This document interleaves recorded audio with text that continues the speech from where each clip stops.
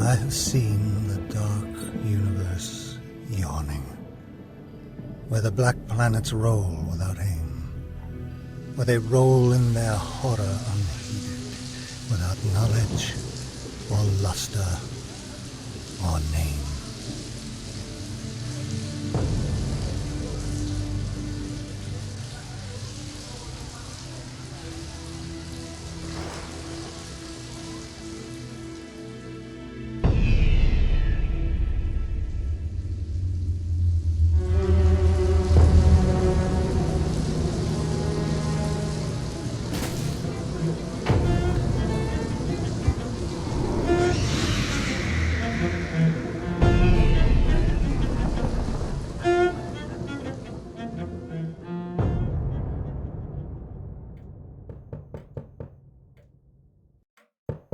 Mr. Blake!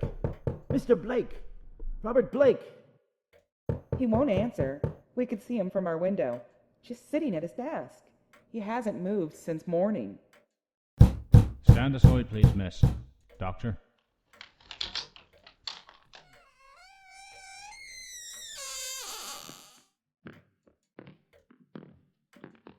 I'll get the light. What's that horrible smell? What happened to him? By all that's holy. Those burns.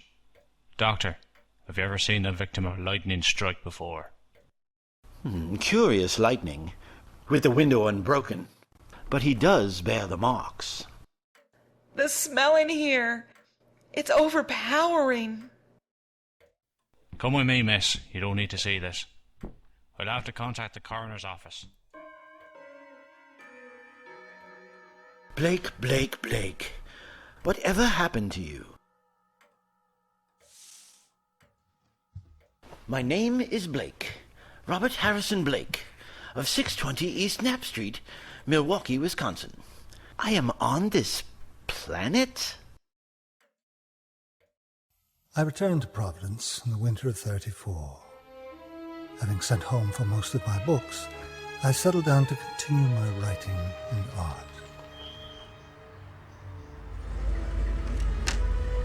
Thank you.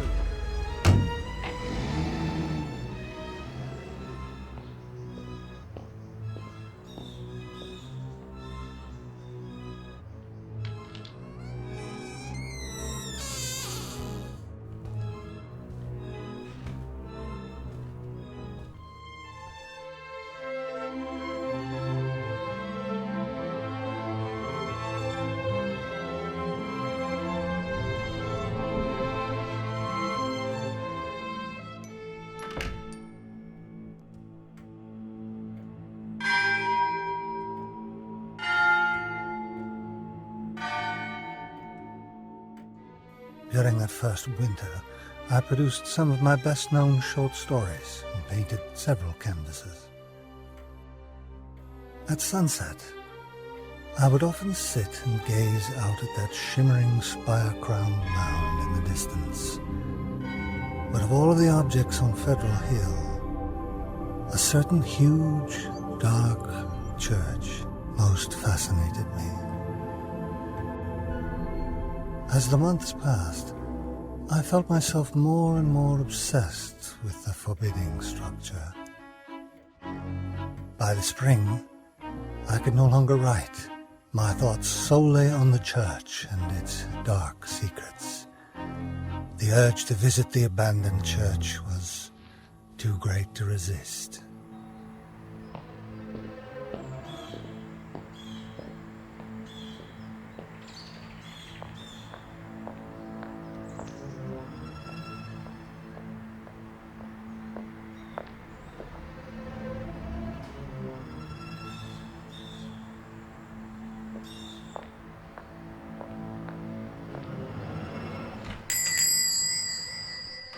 Auguri, il mio buon signore. Good day to you, my good man. I appear to be lost. Can you help me find a certain location? Yes, of course. Oh, excellent. I'm seeking the great church that rests atop your federal hill. Could you direct me? Sorry, sir. I'm no understand. The church that towers this hill, surely you know of it. Siamo spensenti, non parlano inglese? But just a moment ago you spoke perfect English. Addio. I say, will you...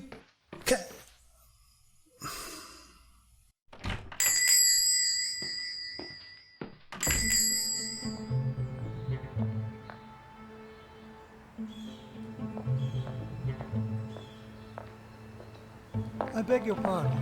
I'm looking...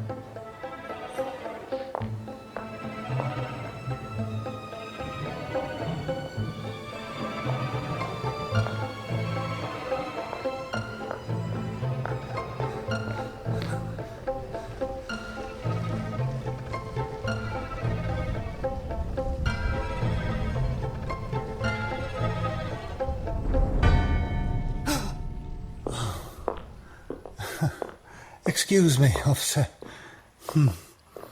I wonder if you know anything about the building here. A church? I really don't have the time to discuss it. Please, I'm a writer and was hoping to use it in an upcoming story. Any insight you could give me would be most welcome. The local priest warns against discussing it. Really? Now, why would he do such a thing? He vows a monstrous evil once dwelt there and has left its mark. Whatever do you mean? It's said an outlaw sect took over the place back in the old days. Called up some awful thing from the darkest gulf of night. They say it took a good priest to exorcise what had come, though some held that mere light could do it. Light? I'm not saying it's true, but there's something wrong there. Leave it well alone. Well, it's important for my research that I get to the bottom of it. Mark my words. Leave it be. But officer, please,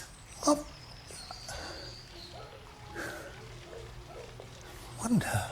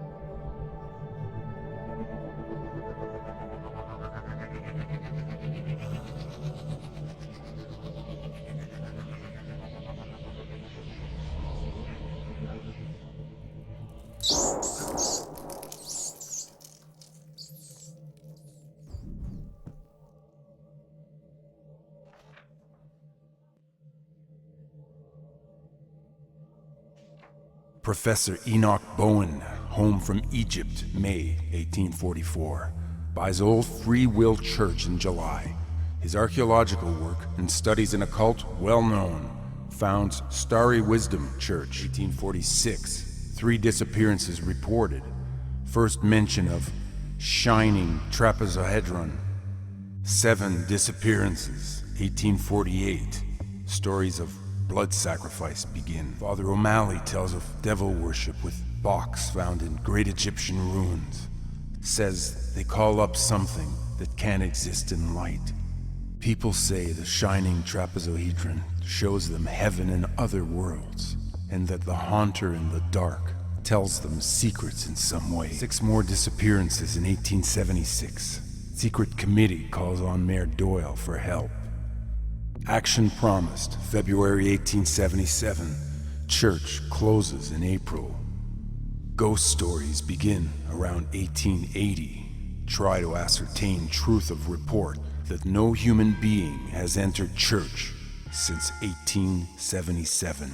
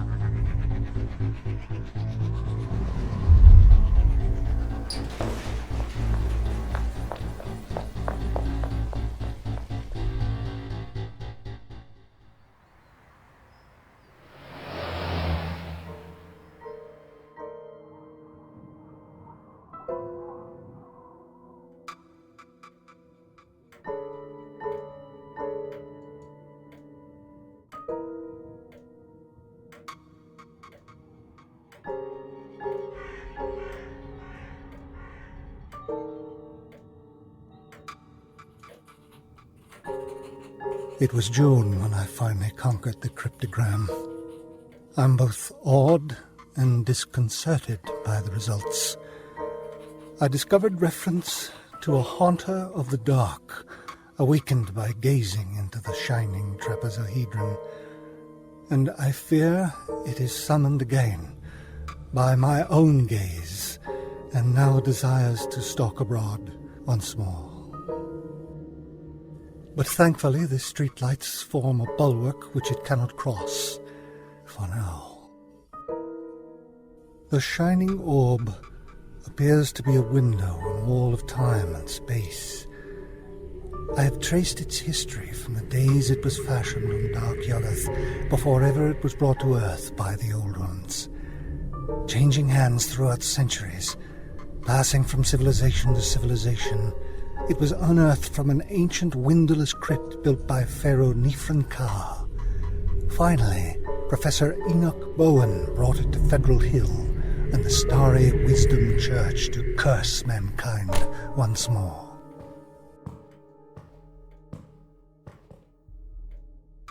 I must banish what I have evoked by letting daylight into the hideous, jutting spire.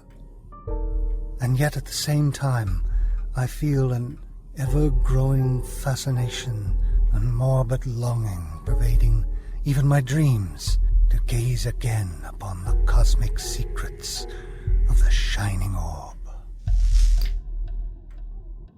Oh, my lord, the lights!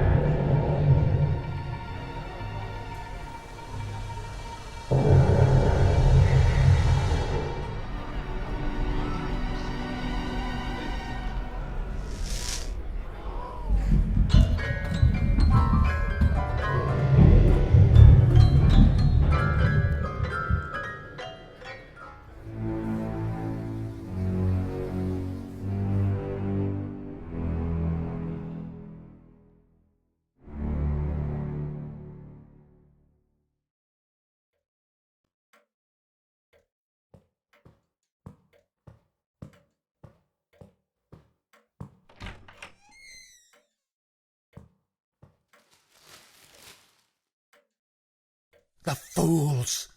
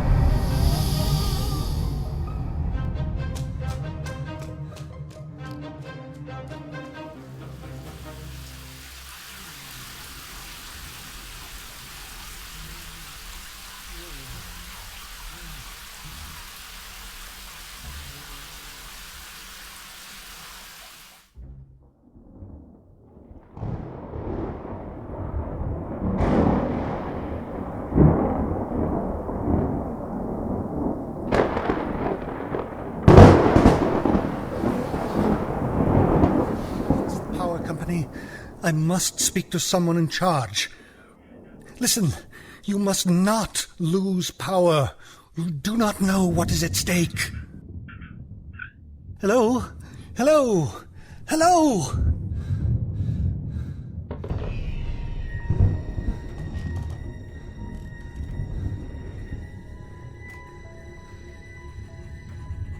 It is calling to me. God help me.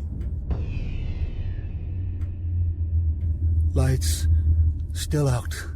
Must be 5 minutes now. Everything depends on lightning. The thing is taking hold of my mind. Trouble with memory. I see things I never knew before. Other worlds. Other galaxies. What am I afraid of? It is not an avatar of Nyarlathotep, who in antique and shadowy Kem even took the form of man. I remember Yuggoth and the ultimate void of the black planets. The long winging flight through the void cannot cross the universe of light. My name is Blake. Robert Harrison Blake of 620 East Knapp Street, Milwaukee, Wisconsin. I am on this planet, planet Earth.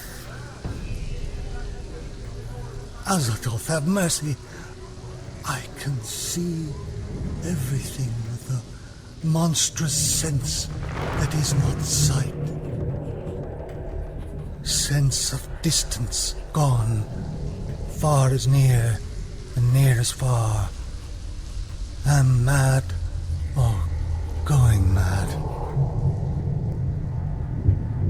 I am it, and it is I. I want to get out, must get out and unify the forces. It knows where I am. I am Robert Blake. But I see the tower in the dark. There is a monstrous odor. Senses transfigured. Boarding at the tower window, cracking and giving away. Yeah! I see it. Coming here. Elwyn. Titan Blue. Blackwing. Yog Soggoth. Save me!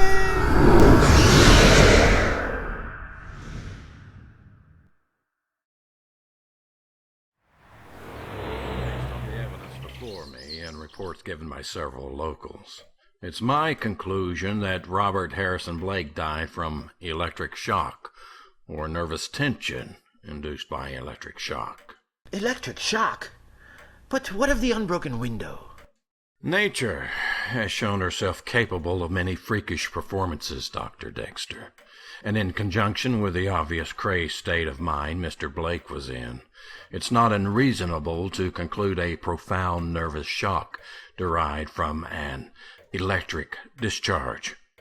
Well, sir, I would have to disagree with your findings. My own conclusion is vastly different, and I intend to act on it.